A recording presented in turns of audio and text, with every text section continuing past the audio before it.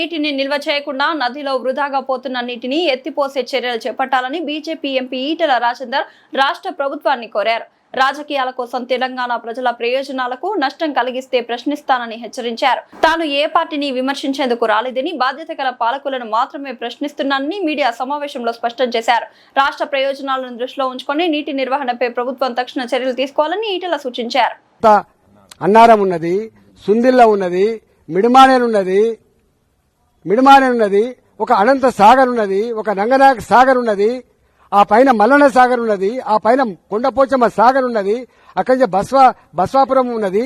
గిన్నున్నాయి బాబు, వందల కిలోమీటర్ల కాలువలు ఉన్నాయి. ఏమర్థం చేసుకుంటారు మీరు? 1,00,000 కోట్లు ఖర్చు పెడితే 1,00,000 కోట్లు తిన్నానని చెప్పి వాళ్ళు అనగానే నేను నిజమే తిన్నానని మాట్లాడాను. నేను ఏమన్నా జ్ఞానం ఉందా? 1,00,000 కోట్లు ఇప్పుడు రేపు నువ్వు మూసితే ఎత్తున్నావు, 1,00,000 కోట్లకు ఎస్టిమేట్ ఎత్తాడు. 1,00,000 కోట్లు తిన్నానని చెప్పి ఆరోపణ చేస్తే 1,00,000 కోట్లు తిన్నట్ట? ఎంత బ్యాడ్ అండి ఇది. ఇంత నీచంగా ఉంటారా? బదనాం చేయి, కానీ గిట్లా చేస్తే ప్రజలు హర్షిస్తారు అనుకుంటే మాత్రం మూర్ఖత్వం అయితే గుర్తుపెట్టుకో. ఇవాళ కాళేశ్వరం ప్రాజెక్టు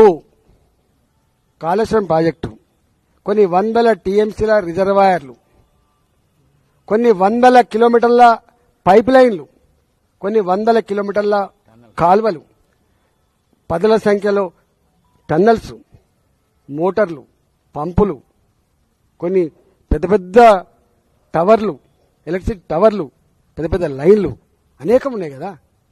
దాన్ని వాడుకోరాదు. నువ్వు బదనాం చేసి కానీ వాడుకోరాదు.